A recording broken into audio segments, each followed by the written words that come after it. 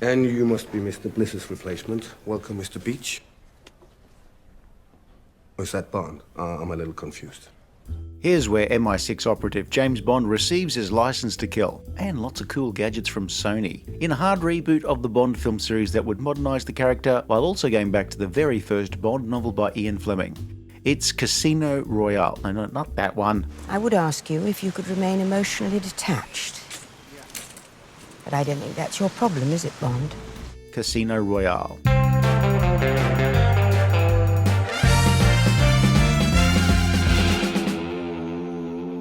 You don't think this is a very good plan, do you?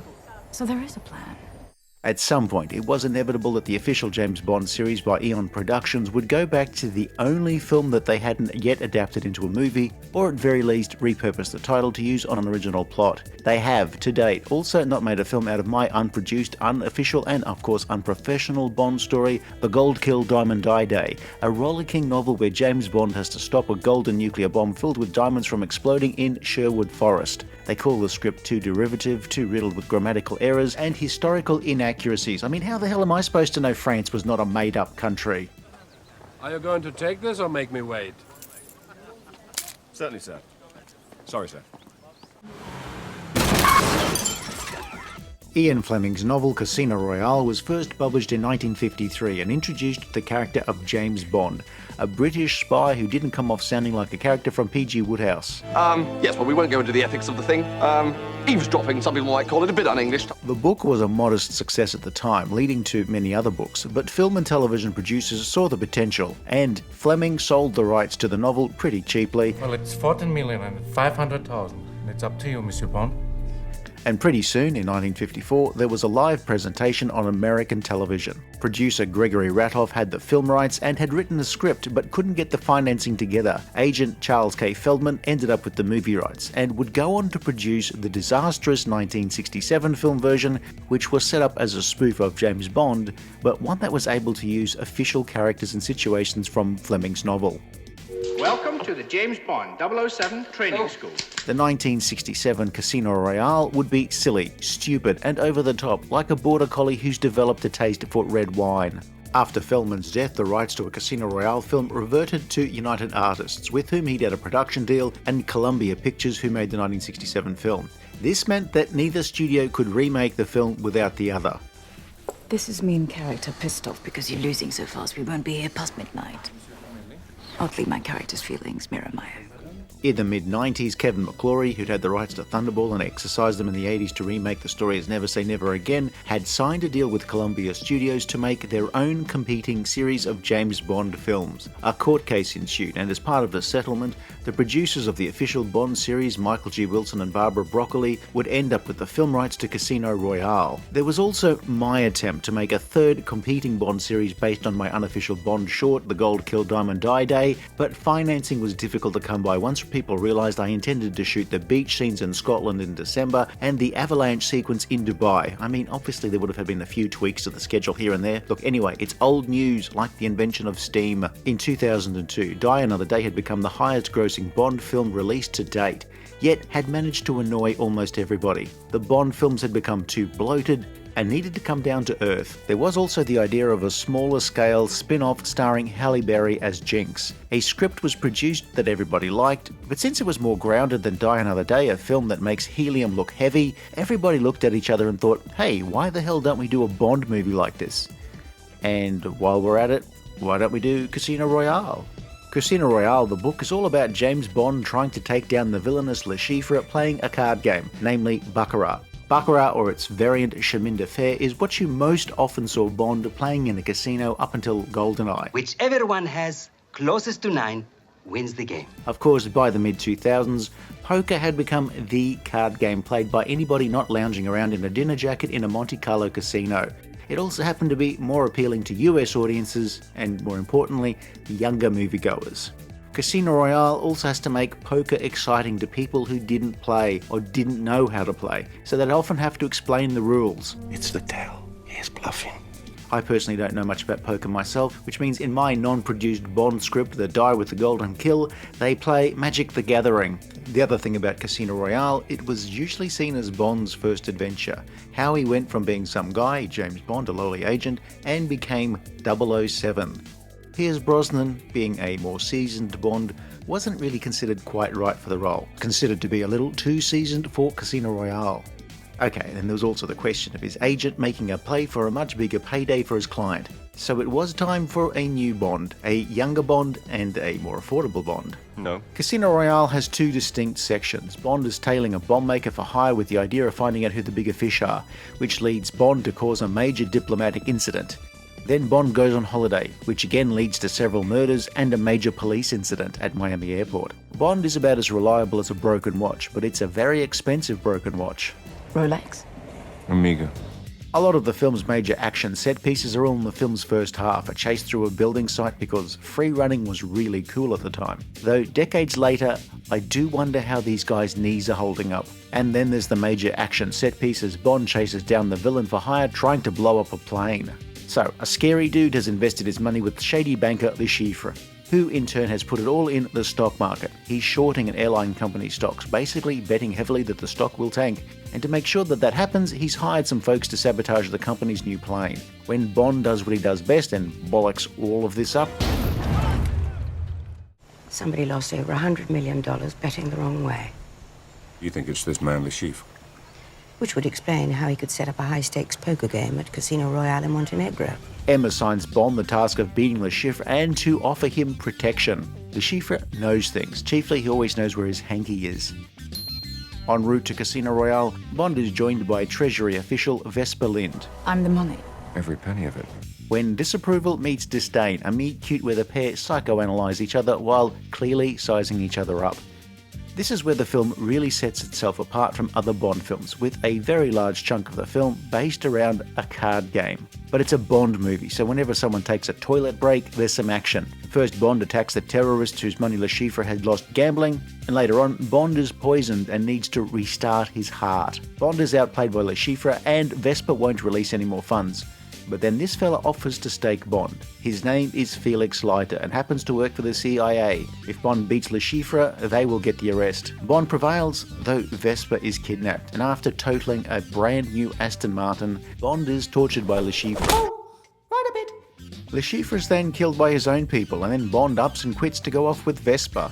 Some people from the organisation that formerly counted Chiffre as one of their number show up to recover the money. And then there's a climactic battle in a sinking house. Again, it's a meet-cute for a rom-com, you've got nailed. Vesper is killed. Apparently she was being blackmailed into helping after her boyfriend was kidnapped, but maybe she did a deal to save Bond. But either way, Bond is going back to work. If you do need time, Why should I need more time? Job's done. The bitch is dead. Then in the film's postscript, who is this? The name's Bond. James Bond. So with the decision to make Casino Royale, there was the question as to who was going to be James Bond. Pierce Brosnan's last film, Die Another Day, had printed more money than Uncle Reg did in his shed, but even so, Casino Royale was about Bond's first mission. That was not really good news for anybody who just had a picture of Pierce Brosnan tattooed to their lower back. Look, I mean, if they'd have just told me a week earlier, look, anyway, regrets. They'd need a new Bond. One actor, Daniel Craig, was the front runner with the producers, but there was a question over whether he'd accept the role, while the director had preferred Henry Cavill, despite him being younger than they were looking for. In the end, Wilson and Broccoli got their man, Daniel Craig. He had the acting chops, he was the right age, still in his mid-30s, and had been in a number of high-profile films. He'd also played a gangster in Layer Cake. Of course, in the mid-2000s, the internet was starting to be used by fans to express their displeasure in whatever. In this case, the preposterous idea of a James Bond with blonde hair. Ought not to be allowed! I remember the time I once had too much spare time on my hands and started collecting stickers. I will be keeping my eye on our government's money and off your perfectly formed house. You noticed. Daniel Craig's Bond starts off at the very beginning of his time as a 00 agent. He's arrogant, closed off, a thug. By the end of the film, that's how he would like to portray himself, but anybody paying attention knows that's no longer the case. The Bond of the Daniel Craig era would leave behind a trail of dead ex-lovers, but as we'd see, the events of this film would leave a lasting impression on the character. In this film, Bond is a blunt instrument, a bull in a china shop, an unguided missile, a car on autopilot, a man on a mission to make mayhem. Bond starts off using brute force over subtlety to achieve his goals, like fixing a loose pair of reading glasses with a hammer. French actress Eva Green gives us a rather cool character. Vesper is not initially impressed by Bond, occasionally repulsed by the violence around him, but she falls for him. Or does she? Well, maybe she did, but it's too late.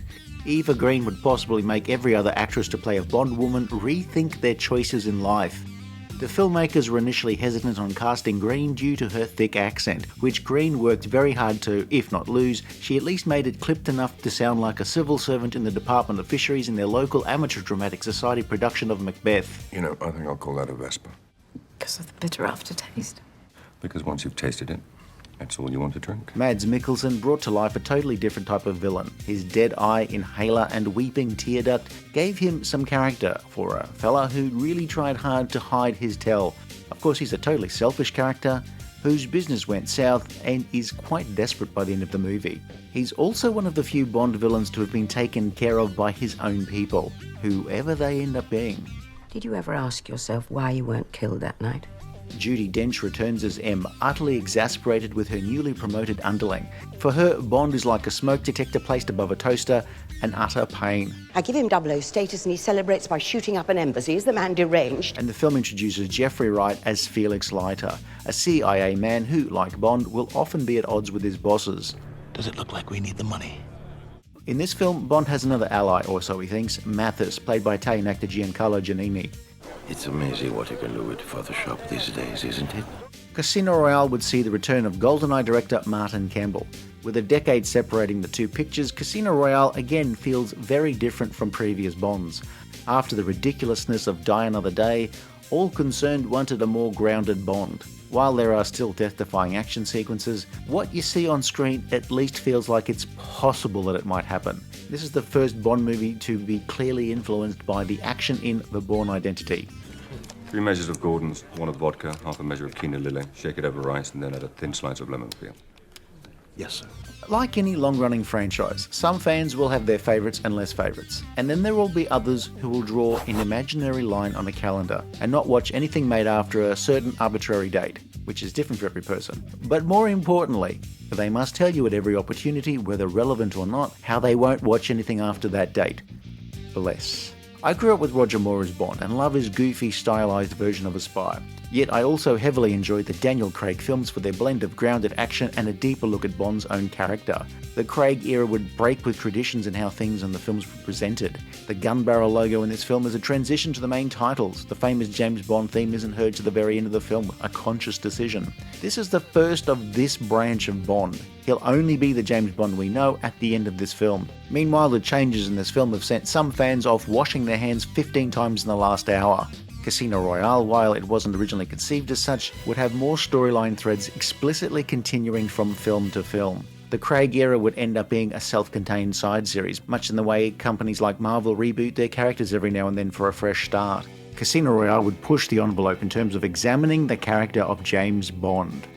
In the 90s, there were legal shenanigans with Columbia and its parent Sony, where they tried to launch a competing Bond franchise. Bond co-owners MGM were bought by Sony, who owned Columbia, and it was that company that would distribute the next few Bond movies. Untangling MGM's ownership history is more complicated than trying to unravel who discovered fire. Was it Cal or was it Zog? Now I'm going to talk about product placement, which in the 90s the Bond films had become infamous for. It's a Bond film, so there's a watch. Amiga. Beautiful. And then, of course, there's the car, the Aston Martin DBS, which is a fine-looking car which Bond totals within about 30 seconds of driving off. There's a moose test if ever there was one, but I'd go with a gazelle test, much more fitting in this case. Now that Sony was the distributor, oh boy, the company was at the time spearheading its new format, Blu-ray, and Casino Royale would end up being a big part of that push. I mean, it was the first Blu-ray I personally owned before I even had something capable of playing it. Sony would lean on Daniel Craig's Bond to sell its HD Bravia televisions for a time, but that was outside of the movie. In the movie, Sony logos were everywhere. This may explain my third unproduced Bond script that I had hoped to be picked up, but once again was not. James Bond buys a Sony PlayStation 6 first-party games and a second controller was, for some reason, not put into production. This film did keep one of the book's signature scenes, where Bond is stripped naked and his genitals tortured. Here they use a knotted rope, which is not branded Sony. And in the book, it's a carpet beater, also not branded Sony. It's an actual carpet beater, not some meta-commentary on Bond's manscaping. David Arnold again provided a fine score, mixing the title song into the orchestral music, and Arnold resists the temptation to use the Bond theme until the very end. Chris Cornell's song from the main titles, the rock-infused You Know My Name, wasn't a cultural phenomenon on the level of songs like Goldfinger or Nobody Does It Better, but it was easily one of the best Bond themes in decades. It grows on you like a lichen dinner jacket if you lay down in your garden for too long. Casino Royale was a return to form for Bond. I like humour. This film has almost none, but then I still really like this film. And Daniel Craig as Bond. I like the fact that he feels like the guy in Fleming's book. He also feels a bit like Connery and a bit like Brosnan, yet at the same time brings something new to the table. Casino Royale was also a major hit on its release in 2006, costing only a little more than Die Another Day, yet making a lot more money. The temptation would be for the producers and the studio to churn out a quickie sequel and strike while the iron was hot. Which is exactly what happened when in 2008 Quantum of Solace popped up, a movie that you remember as not being as good as Casino Royale. But I won't consider myself to be in trouble until I start weeping blood. If you enjoyed this video, please like and subscribe, leave a comment below or check out some of our other videos.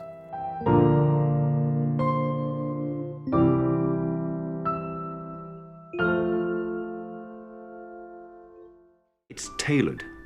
I sized you up the moment we met.